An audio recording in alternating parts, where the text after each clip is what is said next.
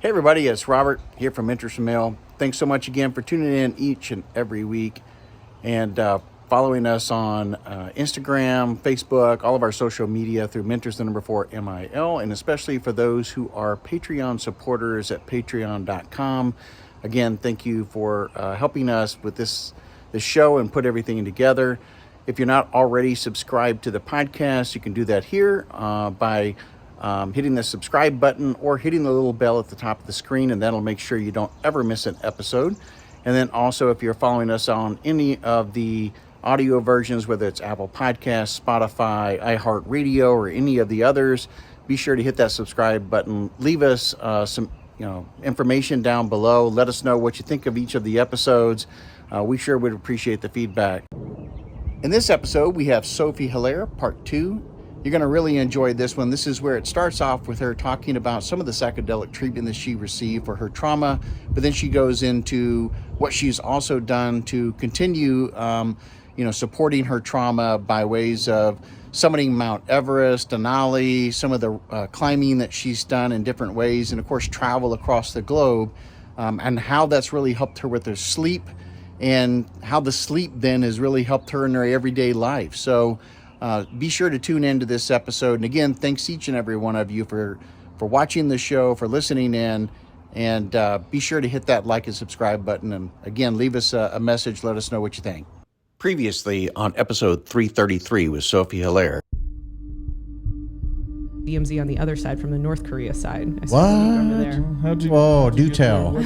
It was a little weird because they would take your passport and not give it back to you till the end of the trip. And the North Korean visa was a separate piece of paper that they would just like put in there. But when you left, they took it back, and it's like the whole thing never happened.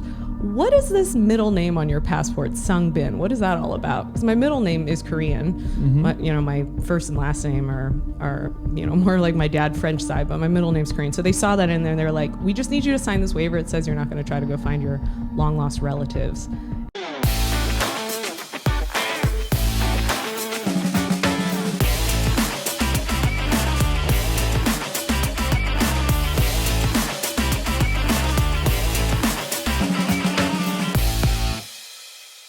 Yeah, I think for me, like the biggest finally like breaking through that was many years later and going, I went and did ayahuasca in Peru for a week. Did you really? But this is... Tell us about that. So this was back in 2018. Okay. And I was there for a week. It was like between work projects. And so I only had a week, but they like you to go for 10 days, but I only had 7. So I did 4 ayahuasca ceremonies, and it was kind of the classic thing. I mean, it was out in the middle of nowhere. I had so many mosquito bites that it looked like I had a full body rash, and but it was the full experience. And you're out there, and you just do it at night, and it goes on all night long, and it was really intense. Not all the ceremonies were the same, but the one that stands out to me the most was so ayahuasca teaches you a lot about empathy, and I went there with the intention of, I just want to work on my relationship with myself. Whatever this is, like, I don't even know what I'm seeking or searching for,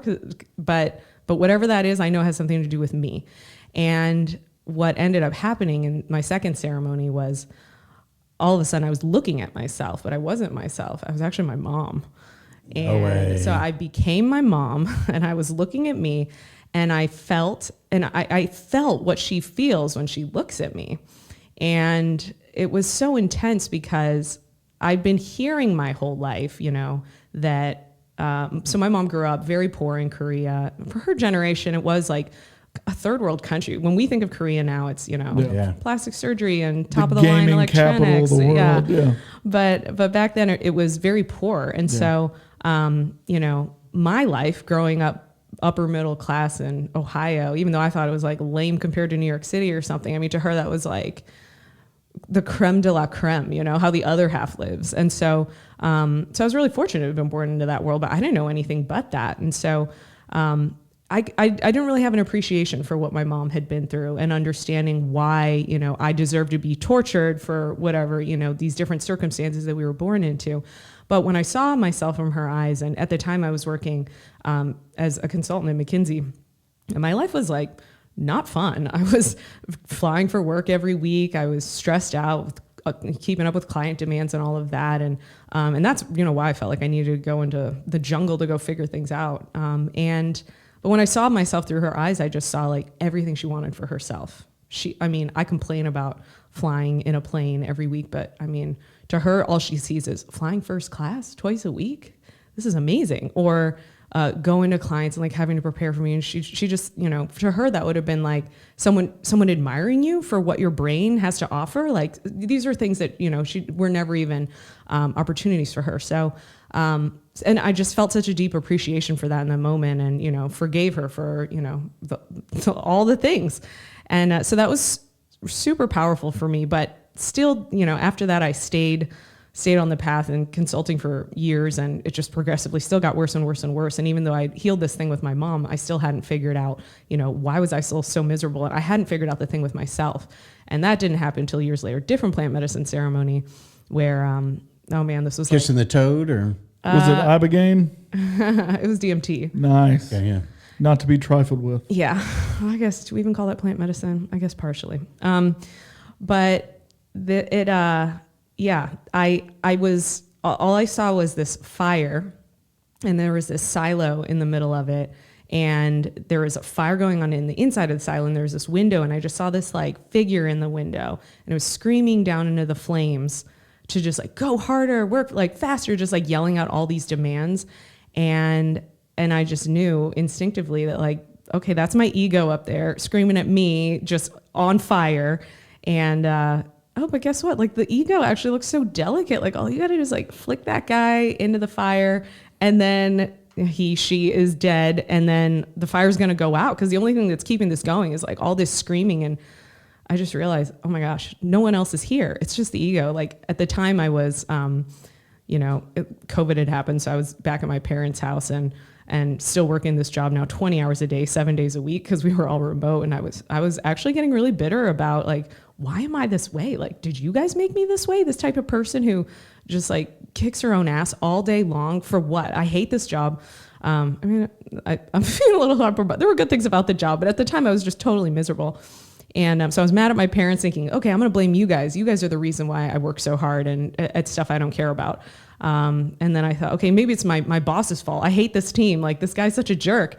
Okay, he's the reason I'm miserable. But in that moment, the only reason I was miserable, I just knew it was me. It was my ego. And so the destruction of ego. That's what everybody talks about when they talk about plant medicine therapy. But of all the ceremonies I've ever done, I never just like saw it. I just saw it in that window, and it so clearly, and just knew. No one had to explain this to me. I knew what it was about. And then right after that, I had another vision of me as this old lady. I was this old lady in my sunset years, and I saw my whole life on this timeline. And this timeline, it was like a movie, like reel, I guess. And I saw that on that movie reel, this time in consulting was like this narrow little piece of it. And all of the rest of it afterwards was so beautiful.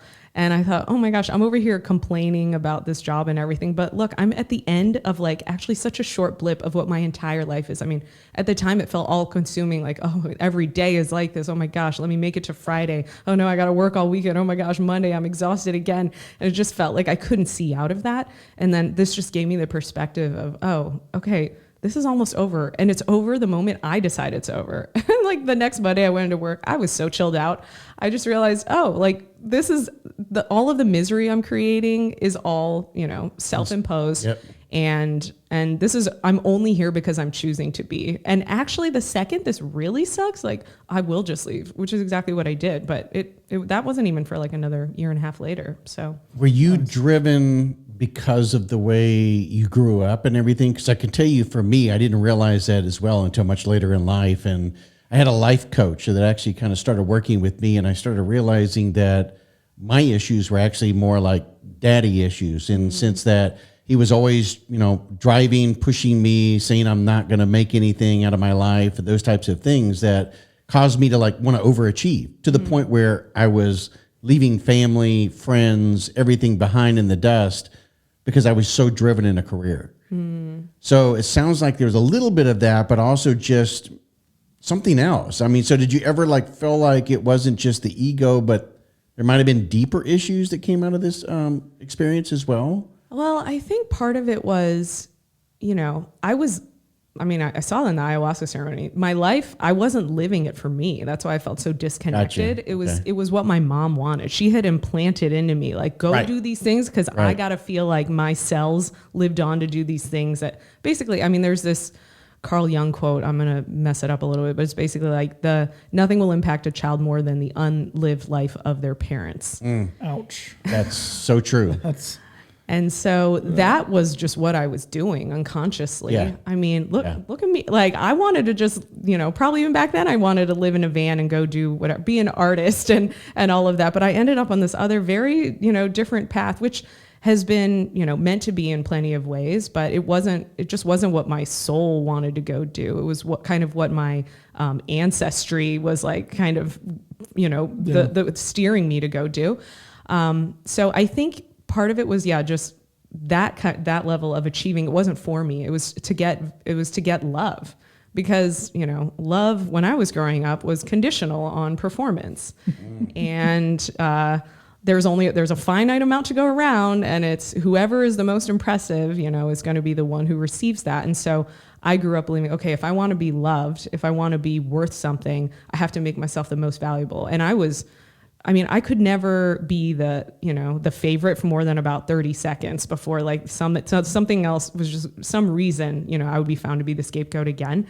And so I think after I left home, I just carried that with me of like, okay, I have to be kind of like a shiny object wherever I go in order for people to want to be around me or for me to be worth anything. Now, did that attract obviously it attracted some negative attention from the cadre, right? Exactly. But like once you got into the professional world, did they see that as like an asset or a liability? The professional world, I think they always saw it, I would say mostly assets still. Yeah. Because I think they're, especially, with business school applications and then consulting, recruiting, they're looking for people who are well-rounded and, they don't want someone who just like crushes their SAT or GMAT. They're looking for someone who has all these, other dimensions to them. And so I think I've always kind of done a good job of like doing a little bit of everything. Well, mostly just because like I actually am endlessly curious about a million things, and I don't think there's enough years in my life to do everything I want to do, but I've like, I'll take a hobby pretty far for 3 years and then move on to the next thing. So that was always like a feather in my cap for that. But it didn't necessarily help me. Like leaving McKinsey for 2 months to go climb Everest did not help my career. I had to, find a team and time everything so that like I wasn't optimizing for career and progression ever there. I was always optimizing for what's the team that's going to let me to actually work out during the day and have some time to do that, and then be able to finish on exactly this date because I'm going to go climb these mountains in Ecuador, or I'm going to go climb Aconcagua, or I'm going to go to Everest. And so I was trying to fit McKinsey around my life so that they could fund my lifestyle, which was, like a fine. That's just the way I chose to do it, which is not how most people do it. I mean, they go there, people want to get promoted, people want to get, There's nothing wrong with finding a gig that funds the life you want to live. It's kind of like in the Army, getting paid to work out, which I really miss that. So was this all these? Well, I got two big things I want to go to. So first, let me go to the mother. Did you ever sit down with your mom and talk? Yeah. After these things, how was that? Really powerful. Really powerful. I mean, I'll never forget the first time we just talked to each other, like mother and not even mother and daughter, like just two people, two humans. And she was starting to open up, and it was really. I was so moved and felt like things were moving in a really positive direction, but it hasn't really been linear, I would say. And it's hard because people come back from these psychedelic experiences and they feel such a shift, and they're so excited to tell everyone, and like go make amends and, write letters to people. And everyone else is like, yeah, exactly. Yeah. Like they didn't go through the experience. They're kind of like, huh? And so I'm always, whenever I go to these things and they're facilitated, there's always, and you're talking to whoever the facilitator is, oh my gosh, here's what I'm learning. And I'm so excited. And they're always like, pump the brakes, like give yourself like 2 weeks or a month or something afterwards, and then see how you feel. And I didn't always wait that long before I like went around and had the conversations, but But yeah, I think there's been, even like my mom has, we've gone through some, experiences and journeys and things like that together.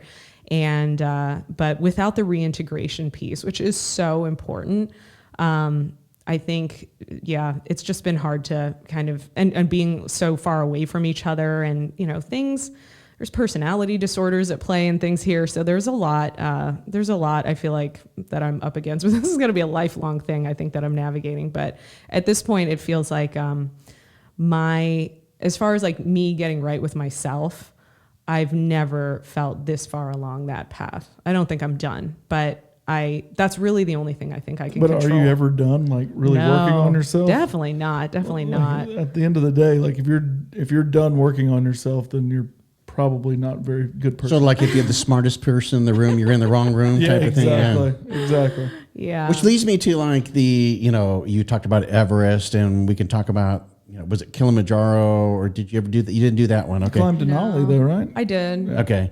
So, I mean, some of those things, was it more of you're still applying the same thing, but maybe in a different way? Yeah. So again, it was kind of like, I feel like I was at least trending in the right direction. So at first I was just all about running as hard and as fast as I could, pounding pavement with as heavy of stuff. Like that was like, where I felt like I could really just go all out and exercise. And I was doing multi-day adventure races at the time too. And CrossFit. I actually owned a couple gyms and was certified doing that. Like got really into CrossFit. You owned a couple gyms. I mean, I missed that part in your bio and everything. I mean, wow, really? I'm like really not. I can't even. It's like shameful to talk about CrossFit. I mean, I barely. You're do any of that 35 stuff. years old, and I swear you've lived 3 lifetimes already, at least. Yeah. Well, I'm definitely in the most fun one right now, I think. But definitely in the room. Yeah, definitely the most fun one for sure. No, just my phase of life right now is so good. We've talked offline a little bit about you. There's certain places that you have climbed. One of those being, well, the tallest mountain in the world. So can you kind of go into that just a skosh? Yeah.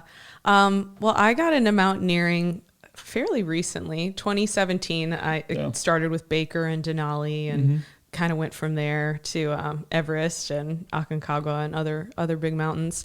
But yeah, to me, mountaineering was so appealing because I'd come from this world of lots of distance running and marathons. So I had a strong endurance base. And then CrossFit is kind of unavoidable in that era of the Army. I don't know what's still going on with Army PT, but I owned a couple CrossFit gyms, and that, just moving heavy weight and carrying heavy things up mountains. So I wanted to, that was something that I really enjoyed from CrossFit. And then, at this point, 2017, I just graduated from business school from Wharton. And at that point I'd been 2 years out of the military. So I hadn't really been on that feeling of being on a team in the military, like a high stakes team where you're working towards a common goal that's like a big deal. It's a life or death situation.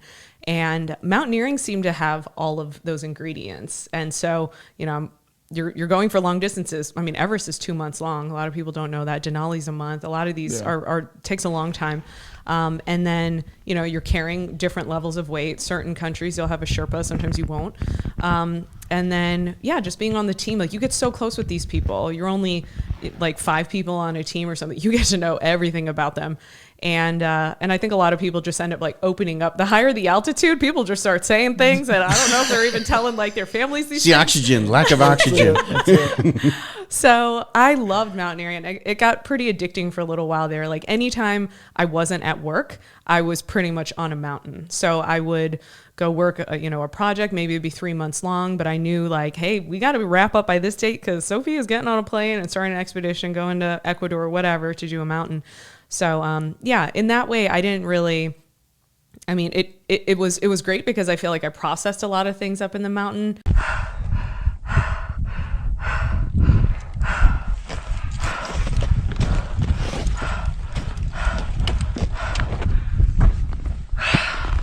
And I just got the best sleep up there. That was something that, actually after I came back from Everest, I was an insomniac, and I'd never been one before. I think I had like sporadic issues with sleep, but never like this. And I think the problem was life was so good on the mountain. I mean, a lot of people like felt sorry for me or felt scared for me when I was on Everest, but I was I don't think I've ever been better. I didn't even want to come back. It was, 2 months, no laptop. I mean, laptop was left back at home. No, phone. I mean, I had my phone on me, but it wasn't really like I was using it up there. And, There wasn't any towers though, were there? Because I mean, did you get any reception? no reception, but actually each year there's, I think, a little bit more Wi-Fi available. Is that right? It's the most expensive Wi-Fi of your life, but if you want it, it's there. I mean, it's not at every camp. It's just base camp pretty much. Yeah. But but I didn't know life like that because, I mean, similar to most veterans, it was just straight from, my life in high school with my family, which was very controlling, to the military, which was pretty much like they tell you what you're doing in your free time too. And then going to business school. In business school, I had a little time to think, but this was the first time I really had 2 months ever of just not working. And my only mission was to get up and down this mountain and have some fun while I was there. So when I came back from that experience and like sleeping on ice for 12 hours a night and just being out in like every day, my eyes were seeing the most beautiful scenes that like you can't pay money to see this stuff. Like you have to put in the work to go there and be able to view it and experience it. So I come back from that and I'm back to work on Monday, put the suit on, put the heels on, open up the laptop, thousands of emails. Like, I was like, what? This is, it just, the contrast was so extreme. And I think my, I don't know, my soul was just like, okay, I think you've seen too much. Like It's just like a bit of a snap at that point. You're like, all right, we're done. Yeah. You're going to have to pay for this somehow. Totally. And I mean, I didn't even think I could ever leave my job because I didn't know what I wanted to do next yet. I thought, okay, I can't leave this job because these consulting jobs, like one of the reasons I did it, one of the reasons a lot of people do it is because everyone knows it's going to suck. It's going to be intense, but you're going to learn a ton. And after that, you pretty much write your ticket and you go like, this is hopefully your launch pad for like the last time you pay your dues. And then you get to start like cashing in on all these investments for the future. But I was like frozen. I didn't know what I wanted to do next because honestly, every next step on that path just felt like a death sentence to me, like not anything I personally wanted to do. And I guess it's my own fault for getting all the way to this point to just realize I don't even want to be here or anywhere that comes next. But yeah, so I was just kind of frozen at this job, couldn't sleep, taking all these sleep medications, and I didn't want to be on them forever. I didn't even want to be on them for much longer because I already felt myself slowing down in all these weird ways during the day. And so yeah, I had to go work on my insomnia, which I think this is something a lot of vets struggle with, but I had never heard of someone doing this to work on their insomnia. No. So you got to explain that. What did you do? How did that come about? Yeah. So, well, I kind of made this up with my sleep doctor. I had been talking to a sleep doctor for a year. I was like, oh, I'm still having these issues. And she said, well, it seems like you're never going to be able to work on this unless you're not working. And I said, well, I can't leave my job. And she said, well, I could write you a 2-week thing so that, so that you can go get a sleep baseline. And it's like an excusal from work, like a medical note. And I mean, does that not sound like the ultimate sham? Like how could anyone in the military ever get away with something like that? Even at McKinsey, it's like, no one really knew for the most part, but it wasn't anything. It was so shameful. Like, oh, I'm just going to go sleep for 2 weeks and get paid for it. Cause this is medical leave, but oh my God, it was the most important thing I've ever done.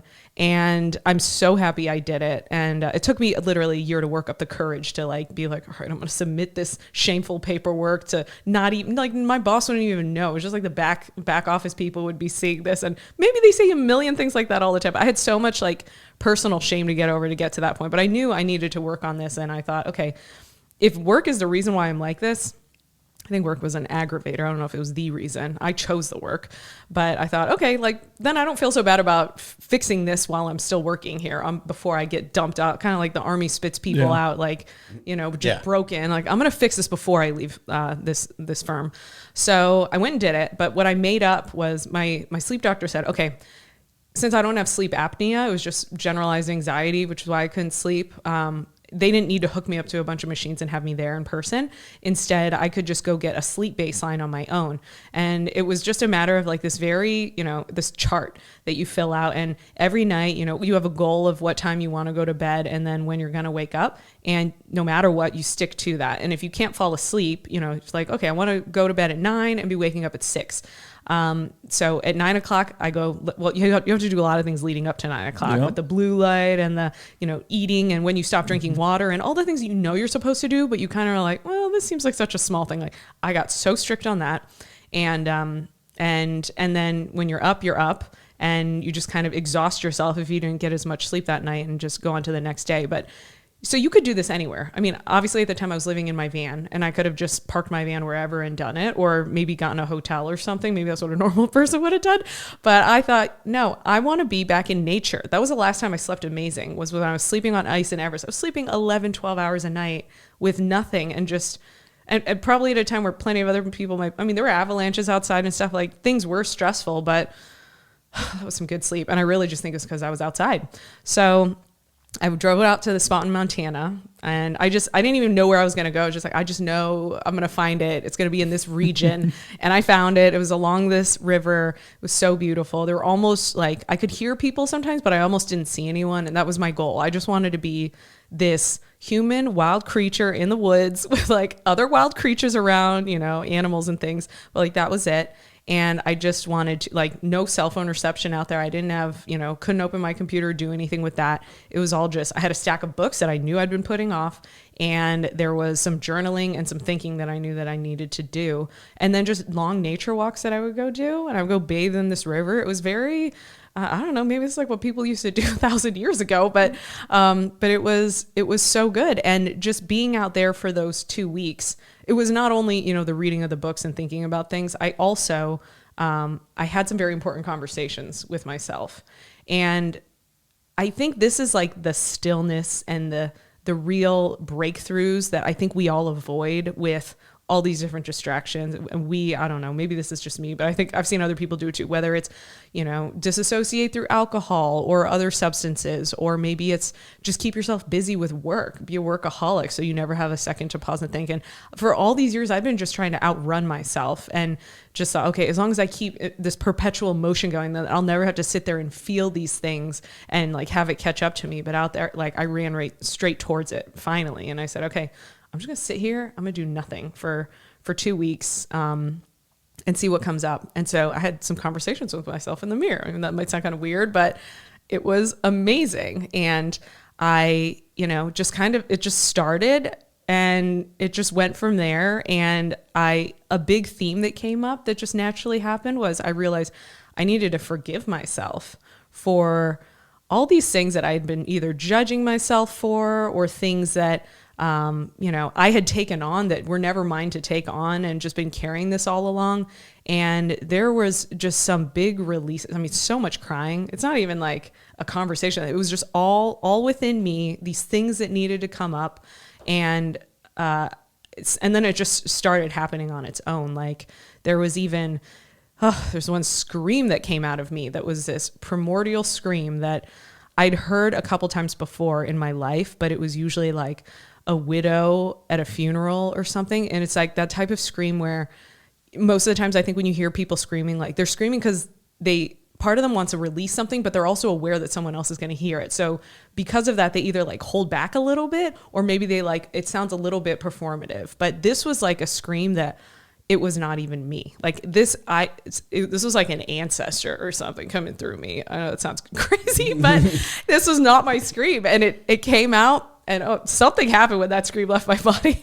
But I tell this because I think, sometimes people see my life now in the van and they're like, oh, you're so carefree. You don't have kids. You don't have this house. Like, so easy for you. I wish I could work on my, my demons and stuff like that too. But the most powerful thing that I did to like work on that demon that left my body, whatever that was literally just doing nothing in the woods for 2 weeks. And I know even that might be luxury because some people have families who need them every day and like bills that need to get paid. And maybe they don't have a job that would let them take 2 weeks of medical leave to go do something like this. But I mean, maybe it doesn't have to be 2 weeks, but some version of just sit still with yourself and stop trying to like, find ways to distract yourself from the pain, like just actually sit with it and feel it, and then just, I don't know, let these things come out. I'm not the best at explaining this. Probably a therapist would be much better, but it works. No, but I think there are a lot of veterans like you're talking about that struggle from lack of sleep. I mean, being, the switch is flipped on all the time. They can't like shut it off, and they're struggling with that. And I think you had very similar type of experiences, and this is the way you were able to find it. And like you were saying, there may not be an opportunity you can do that for 2 weeks, but maybe there's a way that you can do that over a period of time, or find a physician that can work with you to figure out the patterns, how to write it down, how to journal, how to go through that. There's something to that, though, sleeping in nature and like the human... The reset. Our circadian rhythm. I think when you sync up with the sun and the moon, there's something about that's just like healthier. Yeah, I always sleep better when I camp. Most people say they hate camping, but like you put me in a tent with a sleeping bag, it's so much better. Good to go, man. I'm gonna be sawing logs real quick.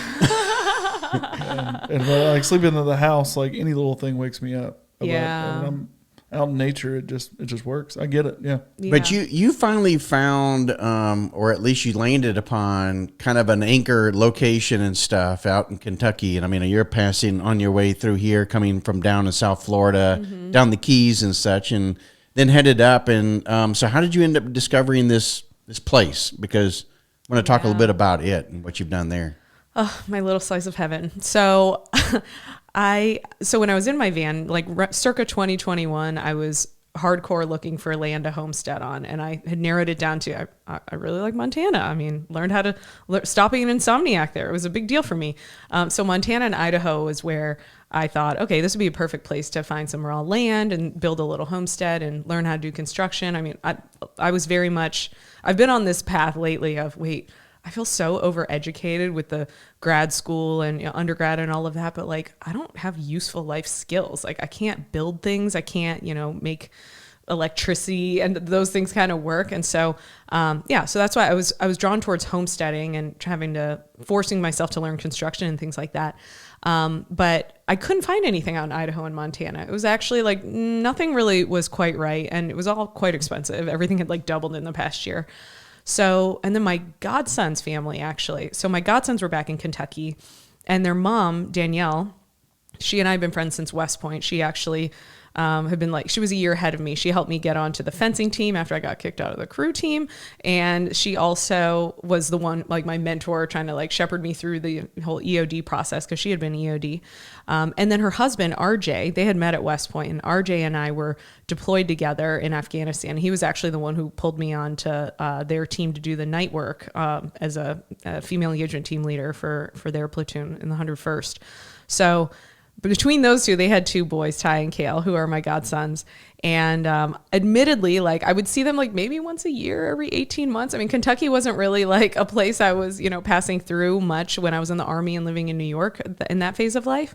But, and they said, well, okay, we know you're trying really hard to find some land out in Idaho and Montana, but we got this hunting land. It's 102 acres, 45 minutes from where we live. Love to see you more. We only use it 2 weeks out of the year to deer hunt. And you could just, there's already a shed on there. You could convert it into something to live in and park your van there and do whatever you want with the land and, do your homesteading thing. And I was like, oh, okay, let me check it out. Cause Kentucky, Idaho. I mean, back then I just thought I grew up in Ohio. Kentucky kind of sounds like Ohio. To me, it feels quaint and lame, but it's not metal like the Rockies. Yeah. But I went and visited, and it blew my mind. It felt like this land felt like heaven. It was like a Thomas Kincaid painting. It was almost cheesy. It was so beautiful. It's right along this creek that I call the crick. That's what I call the whole land, is the crick. And so it's got water there. It's got multiple ponds. There's, otters, deer, foxes, raccoons, all this wildlife running around. There's big sections of the land that are cleared because it used to be a tobacco farm back in the day. And it's just gorgeous. There's even a little waterfall in one part of it, certain times of year. And I was like, wait, really? This is just here? You're just going to let me be here? They're like, yeah, go for it. So I was like, okay, well, I'm glad nothing worked out before, because now I still have money to put into this. So that it kind of just fell into my lap. And so for the last year, I've been converting the existing shed that was there into a tiny home. And I say tiny home, it's 1,100 square feet with 2 lofts. It's a big shed. It's going to be really nice. And I'm going to still keep my van Sage there. But she's going to be underneath like a covered thing that's going to, hopefully be diverted for rainwater catchment system. And I've got like big plans for the farming area. I've never had a dog before even. So like, You thinking about getting one? well, I wanted to get a livestock guardian dog, but that's so far out. First things first, like I'm going to get 4 chickens for Gotta have eggs. Yeah, well, totally. And I really want, I want like all the different colored eggs. It's just so pretty. But Artistic side's So coming do you back want out. like you want like cows, or would you rather have like sheep or goats, or Then you don't get a chance to travel as much because you got to maintain them. This is the trade-off is like, but when you're in a van for that long, every van lifer gets to the point where they just want to put down roots. They're tired of having to move and every once in a while dealing with some kind of inconvenience. Like you just want to like put roots down somewhere. And for me, I wanted to like get to know a few trees on my property. Like instead of just, seeing nature in all these different places, like I wanted to like spend time in one place and really connect with whatever that land is. And, all this energy that I used to put into PowerPoint presentations, I want to put that into my land, and I want to see that like come back to me and just see this cycle with my godsons and everything that I'm like cultivating on this land. So yeah, that is the trade-off though. And I feel, even this, like I've been there since April, mostly until December. I was mostly on the land. I took a break to go to Burning Man, took a break to go to different festivals in my van, or a couple weeks here and there. But for the most part, I was there working on that project, and I definitely felt it. Like, ooh, like Sophie feels like not as Sophie right now. There's a part of me that kind of felt like I needed, I don't know, maybe it's even just the freedom of being anonymous when you're in a van where no one knows who you are in any of these towns. Sometimes you'll have conversations with people and it's nice, but there's no expectations of anything. It's just so easy. And so I missed the adventure of seeing new things too. I mean, last winter I was, massaging whales in Baja during like when they were traveling. Very up the cool coast. video. I actually shared that on our page today. Oh, so yeah, that's so nice. Yeah. on our stories or whatever. Yeah, that was so magical. Yeah, it's like the one place, that one time of year where the gray whales specifically are not afraid of humans, only for like that month of February. And they'll come up to the boats and they really want your attention, and they'll be offended if you don't give it to them. And the moms will push their babies up to the boats to introduce them to humans for the first time. And it's wild. The second they leave that bay, it's like they don't want anything to do with us. But yeah, so I was doing stuff like that. And then I'm in Kentucky for a long time doing the same kind of thing, watching this, this shed turn into a home, which is rewarding, but it's also kind of like, it just wasn't anything like what I had in van life before, zipping around, seeing gorgeous, stunning nature all the time. So I kind of got that back out of my system this winter, where I was like, okay, starting January, I'll go up north, did Vermont and then Montreal. And that was a mistake because it was negative 24 degrees. But mistakes were made. But then I got my mind on right, and I head on down to Key West, and I didn't even realize you could drive all the way to Key West. I just learned that. So drove all the way to Key West, and now I'm making my way back up. But now I'm feeling like reset and ready to go back into, finishing up this shed, getting the farm kicked off. And I'll still leave like international every once in a while. Like this fall, I'm going to go to the Himalayas again, but actually the Indian Himalayas. And my friend Miriam and I, we both contributed this book called Wilder Journeys that's coming out. And it's all about humans having transformative experiences in nature. So I wrote a chapter about Summit Day on Everest and how I feel like that experience led me to where I am today. And so for part of just, spreading the message of the book, we're going to go have a great time hiking or trekking the Indian Himalayas. And we're not going to have guides or anything though. This time we're really just going to kind of tough it on our own and see how it goes. The altitude's it's like 5,000 meters, nothing like 8,000, but yeah, really excited for that. So I still feel like there are other parts of my soul that need attention. It can't just be homesteading and like cows and donkeys and more and more and more. Like probably something I could still be able to leave, and like chickens, Danny will watch them. 4 chickens, I could leave those at her house, but probably not 5 or more, so we'll see. Well, you've been able to like still keep a job, just for those that are listening and wondering, like, how are you able to fund this lifestyle? I mean, you've been able to find employment that allows you that kind of flexibility and kind of helps you keep your balance of what you're looking for, which is what you were struggling with in the very beginning, with McKinsey. You couldn't live that. It was funding your lifestyle, but yet it just wasn't, you'd come back and it just wasn't the right fit. Well, I feel like it was definitely funding my lifestyle, and my lifestyle was quite expensive. I mean, Everest cost $70,000 just for Everest. And Oh my gosh, does it really? I had no clue. It's actually a lot more than that because no one just goes straight to Everest. You have to get all the gear. You have to do all these prerequisite mountains. So it's like some of those expeditions are upwards of $10,000, and the gear's a lot. What prereqs for the mountains? If you go with a $70,000 company, like Adventure Consultants who pioneered guiding on Everest, they're amazing. Then they're going to want to see that you went somewhere really high, like maybe like Aconcagua, 7,000 meters, and nothing crazy happened. They're going to want to see that you can carry heavy stuff. That would be Denali. You go for, a month carrying 100 pounds. They're going to want to see that you've obviously been on snow, and it's not just if you do Aconcagua, most of it isn't snow. So they want to know you've been on crampons, you've done, I'd say a lot of people do it as part of the 7 summits, and that's like their 7th summit or their 6th. Maybe they'll do Vinson in Antarctica after. But I actually was never really, I never really felt compelled to do the 7 summits. There's just random mountains I feel like doing. So I just go do those. It just turned out like I could have done Everest, and then I just realized, okay, well, I got the prereqs. Financially, I can take out a little USAA loan. It wasn't a little loan, but USAA loan. And I can, train. I can make this happen with work. It's insane, but it's just, I'm on the treadmill the second we leave the client side. I'm doing all my work from my phone for the next hours. But sorry, your question was, how do you now fund your lifestyle and stuff? So McKinsey was funding that. Yeah, it was expensive. But now, when I was living in my van and still McKinseying, it was, I was getting paid like the salary that you sustain me in New York City, but I was spending a little bit of money on gas and food, and that was it.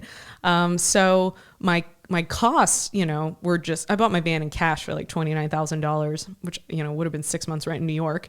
And from there on out, I just wasn't really spending any money. So like all that money I was saving up. So, that was giving me a good cushion. And then, I also had money saved up because when I was back at West Point, they give us your junior year, you get a $32,000 loan at 0.5% interest. And the year I got that was 2008. So I invested that. And anyway, so it's just been growing since then. And so I had I was setting myself up well, which is why I don't necessarily want to poo-poo all the hard stuff I've done before that I didn't necessarily like, because it has afforded me the life that I have today. And in some ways I would encourage other people to maybe even take the same path if they wanted to get to this point. But now I don't want to do any work that I don't want to do. So it doesn't even matter if it pays really well. That's my new thing. It's just whatever's in alignment, that's it. So, and I'm happy to slash my costs down if that means that I don't need to increase, the revenue in order to sustain it. But yeah, so now I actually quit. I quit my job at McKinsey a little over a year ago. And I got to that point just because I thought that I would have to know what my next step was, and I couldn't quit until then. And I was just waiting for my next step to magically appear. I never even applied to any other jobs when I was there. It didn't even, I couldn't think of anything I wanted to do. It all just seemed like a death sentence. And so, at a certain point, I just realized, wait, I could just leave. I got enough money saved. I'm going to be fine. I believe it's going to be okay. I've met enough people on the road who are, not working at these top companies and getting these salaries, and they're actually thriving. So, and some of my friends even went the creative route, getting paid a lot of money to do, spreads for National Geographic and things like that. And I've just realized anything's possible. So yeah, I quit my job. But then a month later, a friend came out of nowhere and said, oh, do you want to maybe pick up this job that I'm about to leave? And I was like, no, I'm good. I'm unemployed, homeless, and free for the first time in my life, and I'm going to enjoy this for as long as possible. And she was like, well, it's really easy. It's compared to the McKinsey world, because she had also been at McKinsey, she'd been at Wharton, and she'd gone to West Point. And she said, oh, this is not going to be like McKinsey. It's part-time. And it was MBA admissions consulting. And so pretty much that's what I've been doing for the last 7 years for free. Anyone, mostly veterans who'd been reaching out to me and just asking, hey, can you look at my resume? Can you look at these essays? Or do a mock interview for Wharton or something like that. I'd be like, of course, so many people help me. And so essentially she was like, yeah, it's basically exactly that, but you just get paid for it now. And I thought, oh, okay, well, I guess I could do a job like that, just keep on making it so I don't have to stress about money, but I'm only doing something that I would have literally done in my free time for free anyway. So that's been the job that I've done part-time since then. But or for the last year or so. But the thing is, it's, it doesn't, when people ask me like, what do you do? I like that job is not even on the top 10 list of things that I feel like I do. Like I live in a van. I'm building a house right now. I'm learning about farming. I host this podcast that I just started, blah, blah, Black Sheep. And that's a whole creative endeavor with like a video component. I'm like learning new skills in all these different ways. I want to go to welding school with the rest of my GI Bill. Like those are the things I feel like I'm doing. Oh yeah. And this thing is like, I help people out and, it just provides me some income and it's always going to be remote. So no matter what, it's not like, oh, they're going to change and be like, all right, get back in the office. Like I will never get back in the office. Me personally, I don't think I'll ever even update my resume ever again or even like look at that thing. Like that part of my life is just in the past. And now whatever, I learned from there is like what I want to mine, those little diamonds, like for what I want to do going forward. It's kind of like even all the overachieving in my past where there was a version of that actually still hurt me as I got older, where I was doing painful, stressful hobbies, or I was, had this armor that blocked me from getting close to people in relationships or even understanding myself. And I want to like keep the gifts of being an insecure overachiever because like there's actually things you can accomplish with that type of mentality that can actually really work for you. But I just want to take that stuff forward, those diamonds, and leave all of like the nonsense and the painful stuff behind. So, well, there are a lot of people out there nowadays, I think they're living more of the nomad lifestyle because of what happened with COVID. They aren't putting up with the corporate world anymore. Yeah. And they just, they decided as long as I can get Wi-Fi or I can get a job that allows me to, go around and doesn't require me to be in a brick and mortar building, I should say, and you can go wherever you want to go. That's what they're seeking at this moment. And then there are other opportunities out there where families are buying vans. We've got some in our neighborhood where they bought them themselves and they take the whole family and they just like, we had one that I think it was during COVID that lives across the street. They just got the kids in the car and took off west, and I think they made it about to either Colorado or Wyoming or something like that and turned around and came back like, Forrest Gump kind of thing. So I think there are more people that are starting to explore life since COVID. So your podcast and doing the blah, blah, Black Sheep, it's more about that type of, lifestyle, being creative, talking to individuals who came from different walks of life, had struggles, and have found now ways in order to find peace, find themselves, right? That's a little bit more about what it's... Yeah. Well, I called it blah, blah, Black Sheep because it's just me kind of not taking myself too seriously because that's what I used to do. So that's me blah, blahing. But the Black Sheep part, because I feel like I've been a black sheep at all these places that I've come from. I mean, I don't look like the normal soldier, was the black sheep of my family, like told outright, that is who you are. And even at McKinsey, I was like kind of a little too hippie woo-woo, or even in van life, I was too corporate. It's just always like wherever I'm at, I'm like kind of the odd one out. And I used to kind of feel, insecure about that or not really like that. And I was always trying to find ways to assimilate and fit in. But now I'm really celebrating that and realizing, oh, I love being a black sheep. It kind of means you're free to go do whatever you want once you're already branded with this. You're going to be different. So just go do whatever you want. But it's not just me. Like now that I've been living this more authentic life over the last few years, I've actually made all these friends, I feel, that are doing their own version of living their best black sheep lives. And these are stories that like I've been like, wait, what? People are out here doing these things? And I just feel like more people, especially people from my old world, because I know how that brain thinks, because I used to be in that world. And so for me to break out of all this stuff to get to this point, I mean, some people look at what I'm doing now, my old colleagues or peers or friends, and they're like, I think Sophie kind of lost her marbles or something. But other people are like, there's a version of that I really want to do. And so I want to help people understand, like, the only difference between someone who's living their kind of crazy unconventional life or the person who's not is just the person who's doing it just decided they were going to go do it. And I think for people to see how they could possibly do it it's helpful to kind of hear examples of how people transitioned. We talk about this military transition. That's such a big one, from that identity of soldier to civilian. But I think for me, like, going from, I kind of lumped the military and corporate Sophie kind of into the same bucket. It was like that transition from what I'm being told to do to what I'm creating now is a transition that was like really hard for me to wrap my head around. But I think there's so many versions of that with, oh my gosh, some of my friends and the things that they're doing. And I just want to bring those stories out too. So the podcast is going to be, the first several episodes are going to be a narrative thing to kind of describe the arc of my life and how, I ended up doing the things that I did and these decisions that I made along the way, and to give people kind of an understanding of who I am if they don't know me personally. And then from there, it's going to turn into all these, like, maybe some will be solo episodes, but a lot of guest episodes. And I already got different friends who I've already actually interviewed 2 of my friends and some other people to come. So I just think these stories are so interesting and inspiring for other people to hear. And I think you're kind of parlaying that in a different way with, you just mentioned a little bit about the military transition and some of the struggles that are going on with individuals who leave. But we also kind of talked off air a little bit about how a lot of people don't really think about military transition when they're on, even though we're all going to do that at some point. Everybody. And instead what ends up happening is you end up saying, hey, listen, if I only knew, or hey, you need to pay more attention, but nobody wanted to pay attention. If I went back to Sophie, right after post-deployment, you wouldn't have wanted to listen to what's going to go on after transition. But you're seriously, you and another partner, seeking opportunities to find ways for people to decompress, for people to find themselves, and so to speak, and to make it part of the transition to the private sector that we're all going to face at some point. Yeah. Well, and that's been like a collaboration with my friend Kayla. She was one of my plebes at West Point. She was a freshman when I was a senior. And we both moved into vans in 2020. And as far as I know, we were the only West Pointers moving into vans. It was kind of just like a very small world. And so we were immediately meeting up in our vans in different places and sharing knowledge. And she was leaving she was just getting out of the military at the time.